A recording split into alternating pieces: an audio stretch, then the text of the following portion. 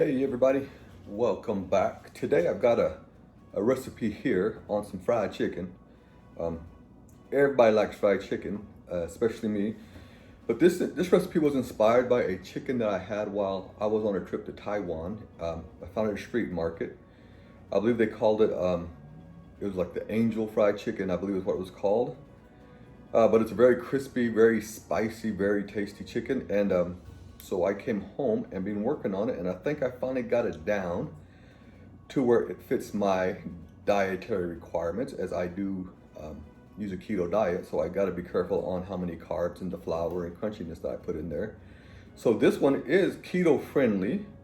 Um, and so basically what it is in this little bowl here, I got 2 tablespoons of just regular flour, about a half teaspoon of baking soda, salt and pepper, and some water.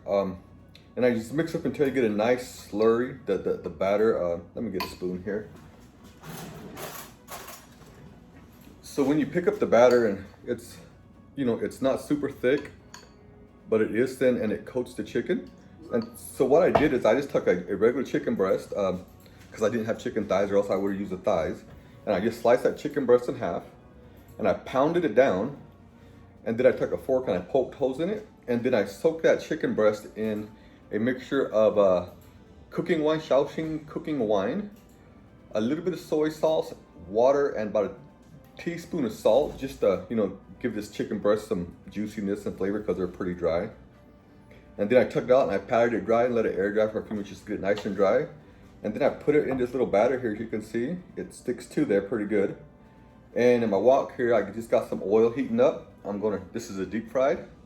And I also spent time, the chicken is one thing, but it's the spice that makes the flavor. And I've took a bunch of different spices, as I can remember the taste of the chicken, and made a spice mixture that I believe pretty much makes the same taste, and it is very spicy. It's a mixture of Sichuan peppercorns, white pepper, chili flakes, little spice powder. But if you want the exact recipe for the spice, you're gonna have to subscribe to the channel. So anyway, I got this oil here hotted up. Let's see if it's hot enough there. Chopstick says it is. I just checked the temperature of the oil by putting a chopstick in there, and when the end starts, it bubbles automatically. That means it's nice and hot, about 350 degrees. And so what I'm gonna do is I'm just gonna take this chicken breast directly from the batter, and just one at a time, because you don't want to overcrowd the wok. Let it drip a bit, and then slowly put it in this grease, because the grease is hot. And if you just drop it in there, it's going to stick. So you just want to slowly put it in there. You can hear it sizzling. And just slowly roll it in there. There it goes. And while that's in there cooking and sizzling, let me turn on this fan a little bit. There we go. I'm going to go ahead and put this other chicken breast in the batter and let it do its thing.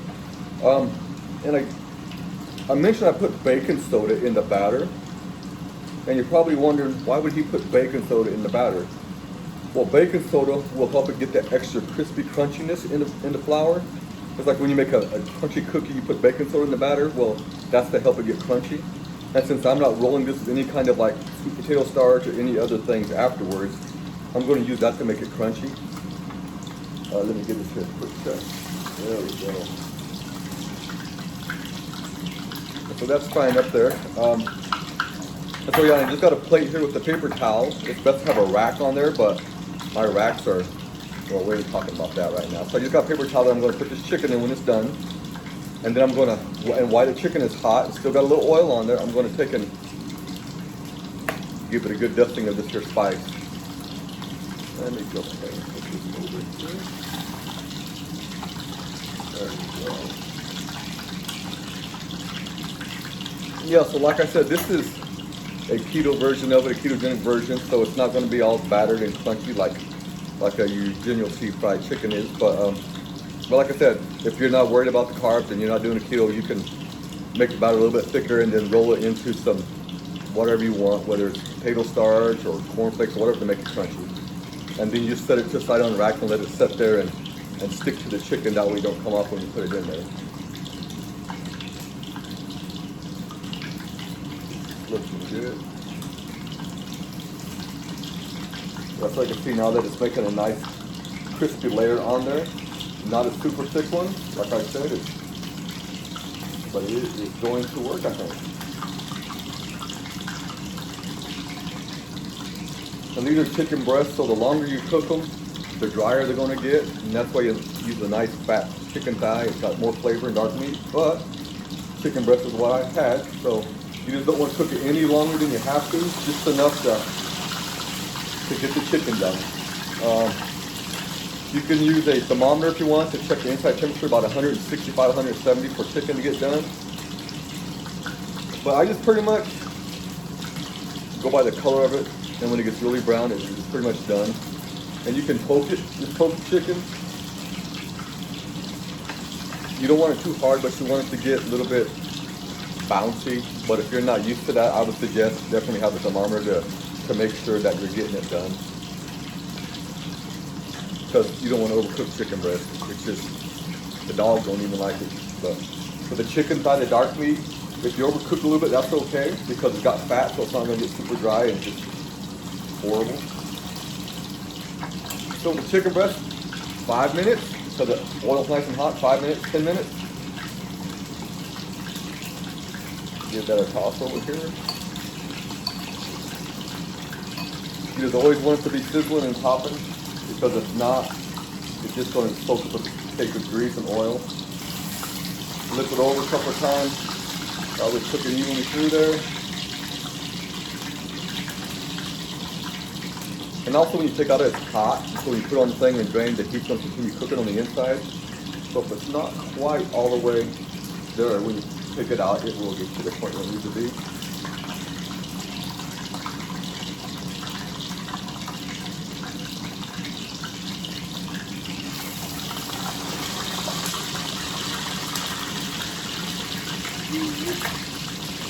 And you want to watch it because it is hot grease, and so if your batter is anything like water, if it's not thick enough and you put it in there, it's just going to pop.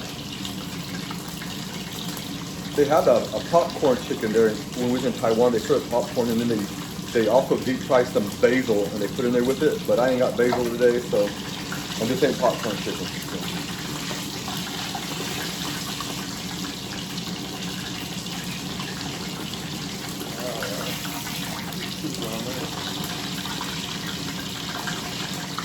Yeah, I think that's about it, because like I said, I went and sliced his breast in half and pounded it, so it's pretty thin. So I'm guessing this is done. You guys can take it out of there. Let the grease thin off. So as you can see, that turned out nice and brown and golden. I'm just going to set it there. Let it do its thing. In the meantime, I'll put this other breast in there. Like I said, let it drop. And then roll it in your oil. Just little by little, just roll it in there, that way you don't stick.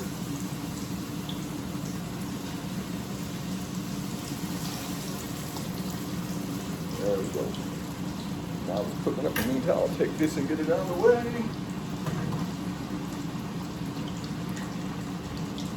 And you're just cooking. And so now this is here, so what I'm gonna do now is take this spice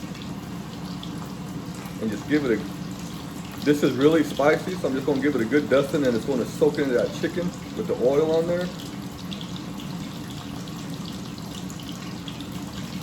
Then I'm gonna flip it over here, give it a new one. So I remember there, we go get this, and the guy cooking, we'd ask my wife how I liked it, spicy or not spicy, and she told him spicy, and so the spice that he was using, he put so much on there you couldn't see the chicken. And yeah, it was definitely spicy, so that should do it. Woo, yeah, that's spicy.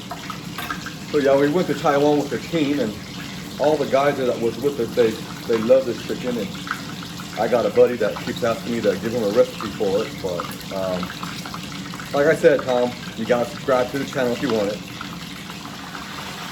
So I'll show you the first one, so I'm gonna finish cooking this chicken breast right here. When I finish this, I'll put that in the plate and then come back, and we'll cut one in half and show what it looks like. Okay, folks, we are back, and I've got one of these chicken breasts set here. I'm going to cut into it and just show you what it looks like. So yeah, here we go. You can hear that little crunchiness there. As you can see, the inside, it is done. It's got juice in there, it's tender. So let's go ahead and give this a taste test.